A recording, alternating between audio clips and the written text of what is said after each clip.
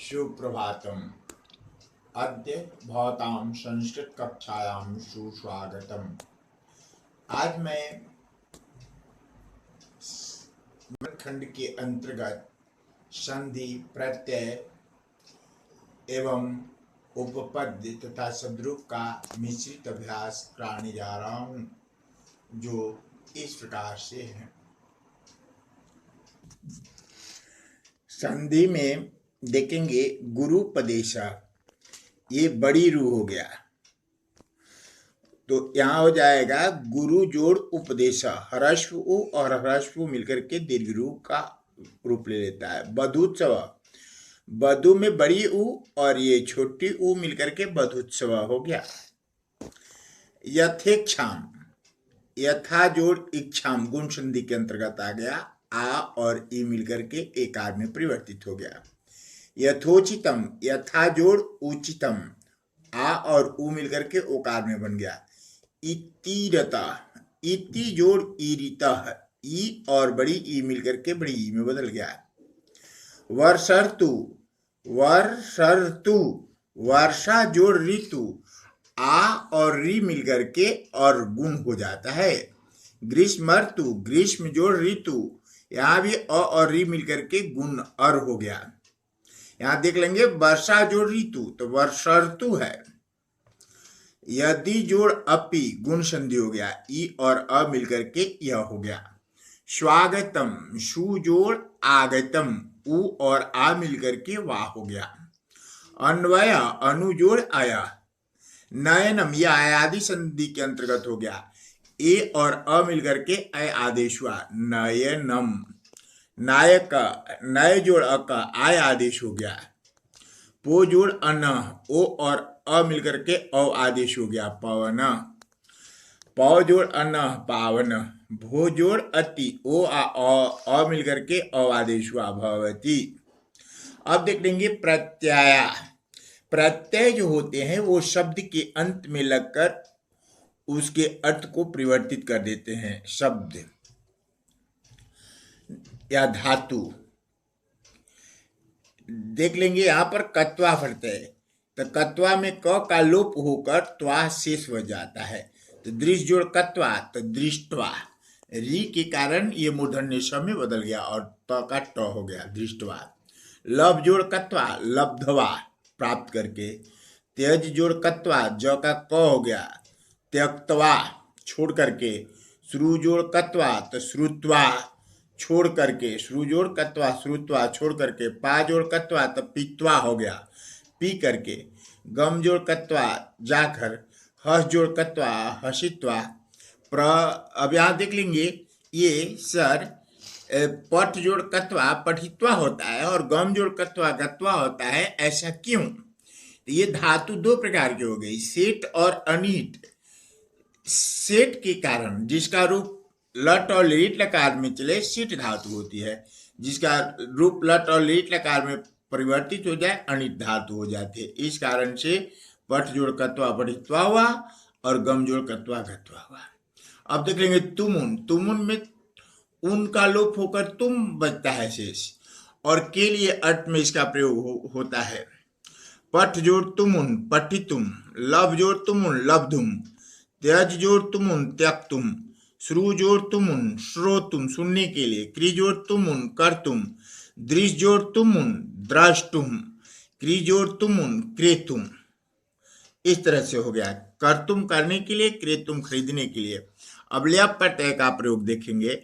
ल्यप में ल और प का लोप होकर यह शेष बन जाता है, तो इसके पहले उपसर्ग होता है, तब धातु होती है, तब प्रत्यय होता है। जैसे आ जोड़ दा जोड़ ल्यप आदाय, वी जोड़ हा जोड़ ल्यप विहाय, विहाय।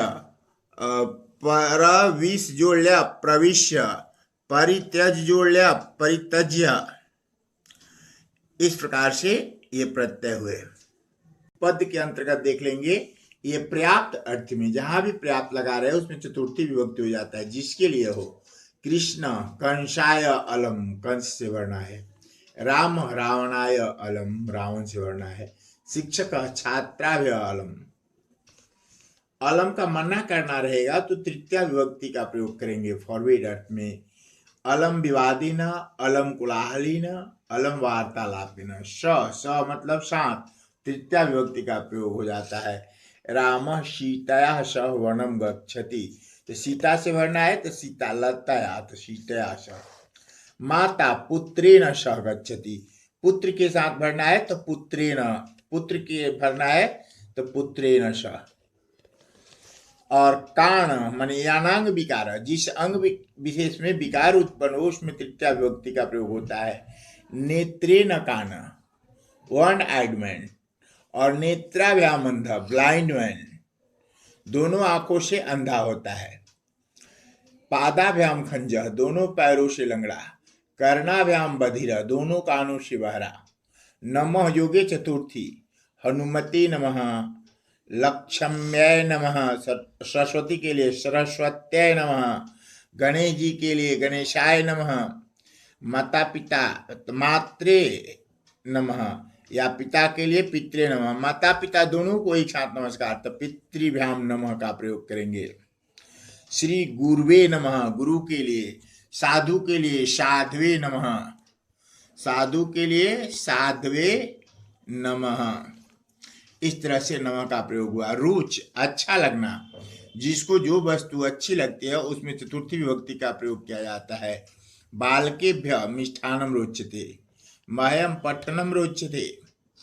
रुच जोगे चतुर्थी, दानार्थे चतुर्थी, जिसके लिए दान किया जाए। नृप विप्रेभ्य वस्त्राणि यक्षति, शिक्षक छात्राभ्य ज्ञानम यक्षति। अभिता उभयता का मतलब हो गया दोनों ओर, द्वितीय विभक्ति का प्रयोग होगा। परिता और सर्वता का हो जाएगा चारों ओर। जैसे गांवों के चारों ओर पेड़ है तो ग्रामम परितः वृक्षा संति, गांवों के दोनों ओर वृक्ष है, ये लिखेंगे ग्रामम ग्रामम अभिता, दोनों ओर वृक्षा संति, वृक्ष हैं। इस तरह से अब देख लेंगे शब्दरूप का अभ्यास। एते मुनि शब्द से भरना है तो मुनय संति। एते साधु से तो बहुवचन हो गया, संति है तो साधव, साधु साधु साधव। बालक से भरना है तो यहाँ पर हो गया सह बालक, तो नमति के योग में द्वितीय विभक्ति हो जाता है। यहाँ पर नमति है, नमः रहेगा तब चतुर्थी का प्रयोग करेंगे, लेकिन नमति है तो द्वितीय विभक्ति प्रयोग करेंगे कर्म में। तो पीतरम नमति। राम गणेशम नमति, देख लेंगे यहाँ पर ध्यान से, गणेशम तो नमति है तो द्वितीय विभक्ति का कर्म में प्रयोग करेंगे। अत्र चत्वारः, यहाँ पर बालका हो जाएगा, पठंती, बालक शब्द से भरना है तो बहुवचन में देख लेंगे, पठंती है तो बालका पठंती। अत्र चतस्त्र, तो यहाँ पर हो जाएगा तो बालिका से भरना है तो संति हो जाएगा, बालिका संति। नदीषु, तो गंगा श्रेष्ठा, नदी से भरना है तो श्रेष्ठ जोगे चतुर्थी, यतश्च निर्धारणे। नदीषु गंगा श्रेष्ठा, बालिकासु रमा श्रेष्ठा। अब देख लेंगे एकस्मिन् उद्याने कमलानि विकसन्ति, तो उद्याने से भरना है, ऐसे ही आ जाएगा एकस्याम कक्षायाम, तो स्त्रीलिंग है तो एकस्याम हो जाएगा, कक्षायाम, एकस्मिन् उद्याने चत्वारः बालका संति। इस तरह से बन जाएगा। अब इन प्रश्नों को लिखकर अपनी अभ्यास पुस्तिका में अभ्यास करेंगे। तावत् शुभ मंगलम इति वार्ता।